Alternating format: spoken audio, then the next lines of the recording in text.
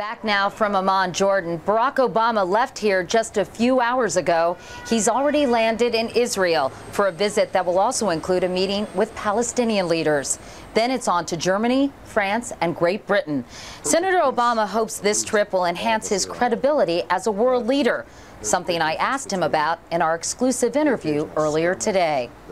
You reportedly chafe when your foreign policy expertise is questioned. If foreign policy is not your weakest area of expertise, what is? Well, you know, the last time I was asked a question what my biggest weakness was, and I said...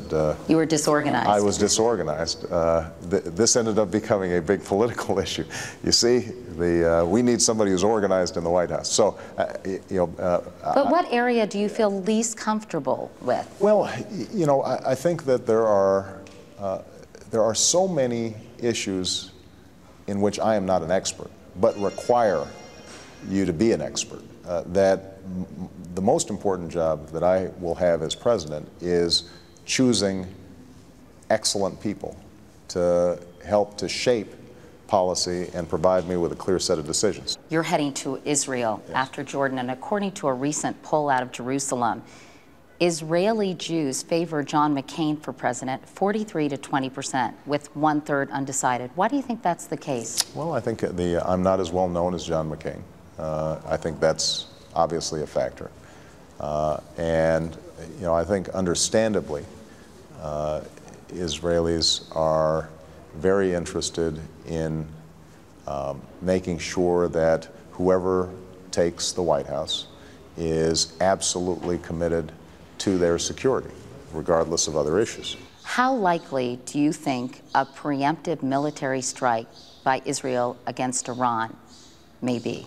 I will not hypothesize on that. I think Israel has a right to defend itself, but I will not speculate on the difficult judgments that they would have to make in a whole host of possible scenarios. This is not a speculative question then. Was it appropriate, in your view, for Israel to take out that suspected Syrian nuclear site last year?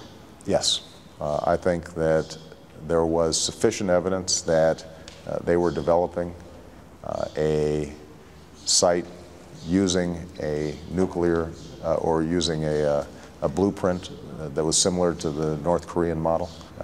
And you know, the Israelis live in a very tough neighborhood where a lot of folks publicly proclaim Israel as an enemy and then act on those proclamations. Finally, you'll be going to Germany and to France and Great Britain.